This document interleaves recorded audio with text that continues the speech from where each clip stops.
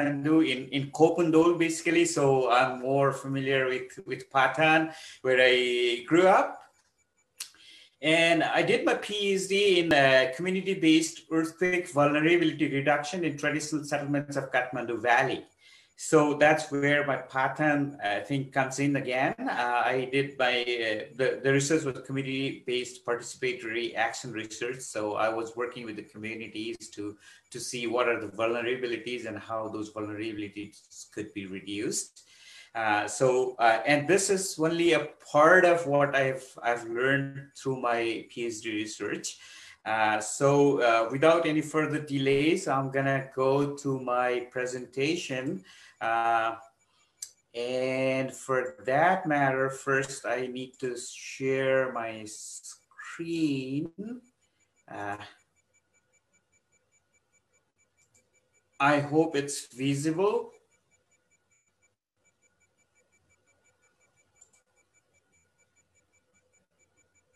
Yeah, I can see that. Thank you. Okay, yeah, thank you. So it's taking time. The title of the presentation itself was a bit twisted later on after the abstract, which usually happens. So the topic is looking at Yala's evolution through the lenses of Kunu Sharma's Kirtipataka. So, I just want to introduce myself first. I'm a registered professional planner in Canada and student of history and culture of Nepali architecture. I've worked in Tribhuvan University Department of Architecture and Urban Planning for over a decade. I was teaching there, and my interest was theory and history of architecture. I did my research, as I mentioned earlier, in Patan, Lalitpur. And this paper is based on 17th century document. That document is translated, that was written in Sanskrit in 772 Nepal Sambat, that's 1651 AD. During the reign of King Srinivas Malla, I know most of the cultural enthusiasts know about Siddhi Narsingh Malla. Srinivas Malla was a son of Siddhi Narsingh Malla, one of the kings in Patan. And it was translated in Bikram Sambat 2007, that is around like 1960. It was translated and published. The document is available it's online as well. If you can read Nepali, you can click in the link. This I think the presentation will be shared later on, and you'll have that link as well. And if you need that link separately, I can share that with you later on too. And this was the field survey carried out with the help of local youth group, Nepal Heritage and Cultural Concern of Yala. So my presentation would be based on that. So as per the document, as per Kirtipataka written by Kunu Sharma in 1651, Patan itself was a fortified state with tall walls. It talks about like ditch along the wall full of fishes, crabs, tortoise, crocodiles. I don't know how crocodiles were there. Snakes and dense trees and vines, creepers. It had good guarded gates with towers by the name Descot, I guess, with golden pinnacles. And it talks about meticulously designed Taw Dwaka. That's Taw means big, I guess, right? Big door. Although like in my abstract, I stated 26, that was a typo error. It talks about 36 different tolls within the fortified state. So there were 36 different tolls at that time. So let's say 400 years back, there were already 36 tolls over there. So I'm not gonna go each and every tolls, but somehow I would talk about some of those tolls just I'll be cherry picking. Like for example, the poetry, the book starts with Nigal toll. Nigal, I don't know whether that exists or not, or it has been amalgamated, or it lost its character. But it talks about like there's a Gangadhar Priya Ganesh temple, and as per the location explained, described, it's in the southern side of the state. Similarly, it talks about Kimtol. Kimtol has the Rajeshwari Parvati Meenanath. So Meenanath temple is there. We can see that, but where exactly that toll existed, it's very tough to identify. But there are certain tolls which are still existent, like Thati toll or Chhatrapal or Tangal. Like name have been a bit changed over the passes of time. But it's there. There are 36 different tolls. The interesting part of it, and I was listening to the French researcher earlier. I think that was Professor. I'm sorry, I'm very bad at remembering the names. But he was talking about Guti and all those cultural practices, and the guardian deity Ganesha. Yeah, every toll has Ganesh temple, and all those 36 tolls I'm talking about, we walked through the channel, like the way it was described, and we found almost every toll had that identical feature, identifiable feature in those tolls. So Agnisala is there, Wanima is there, Wala is there, Gabal is there. All those tolls are still existent. They are performing, they are delivering the services. And not only the tolls are delivering the services, these special features as claimed in the document are still existent. So some of those tolls we could not find some of the tolls. For example, this one, the 20th number, if you could see on the screen, like Yambi Obaha, it talks about Obaha, but maybe it has already been converted to Ibahi these days over the passes of time, because it talks about like stupa and Lambodar Ganesh. We found that there's one northern stupa, one of the four stupas in Patan, and the one in the northern side has a Ganesh temple as well. So we decided, figured out that could be the Yambi To, but these days it's not called as Yambi.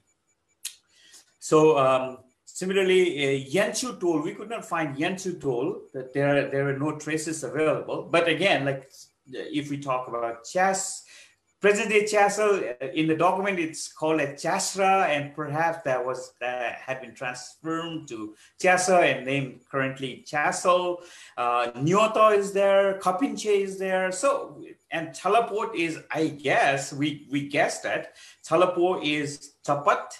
And because it talks about the Siddhi Ganesh temple, and very popular Ganesh temple is over there, I always visit and pay tribute to this Ganesh when I go to Pata.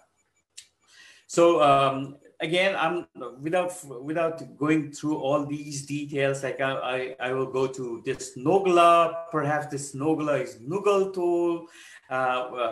It's difficult to track the location, but it talks about Kumar Kartikeya Mandir, Barahi Mandir, important venue for Machinath Jatra. So perhaps that is Nugal tool.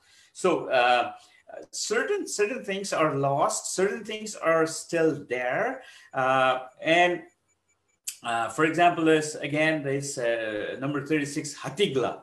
I don't know what that is. We could not find that. Even the youth from Patan itself, like they could not find out what that Hatigla is. Although like they are seriously working on like Sthananama Kosh in Patan. They have been working in that. I know, and I think like they have almost done 95%. But Hatigla toll, we could not locate the Hatigla toll. But it talks about the Chandi temple. So if we could find the Chandi temple, we can find Hatigla toll as well. So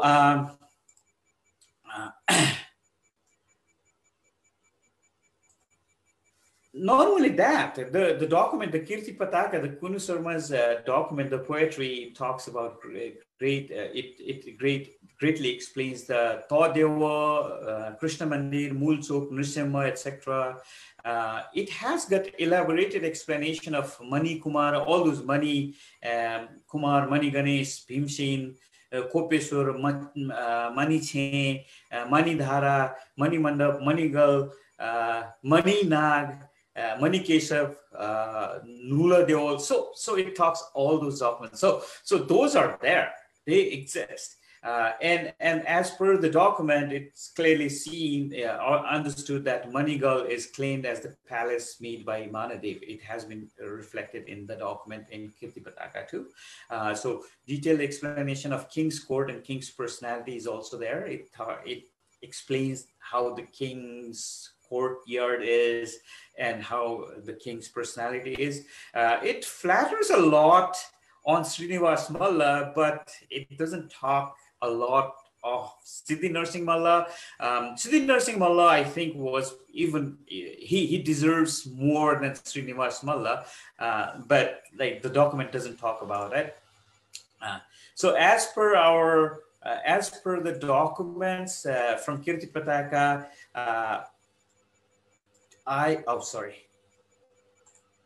let me go back.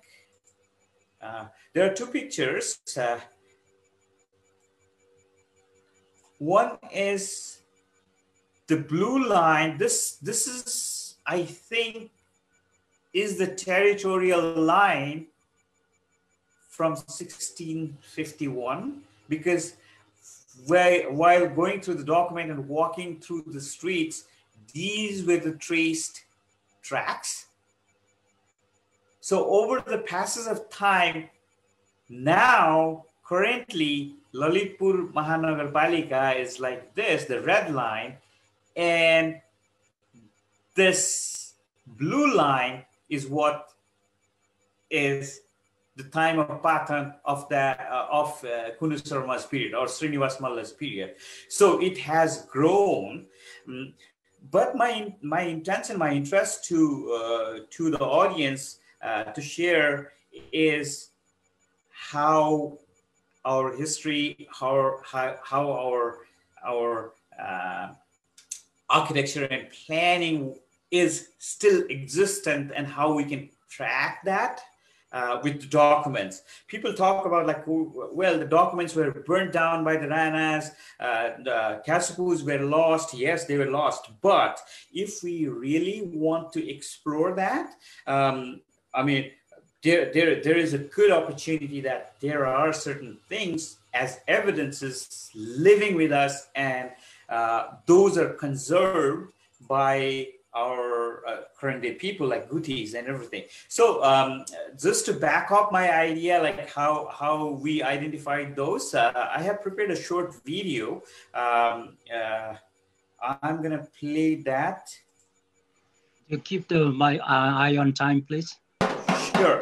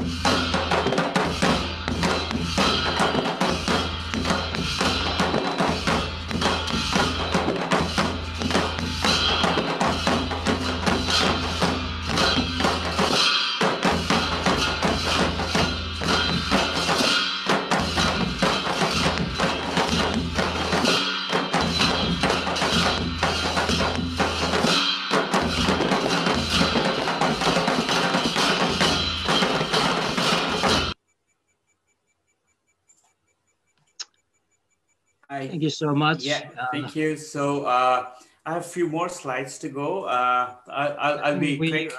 We went over time, so we need to have another. Sure. Coming up.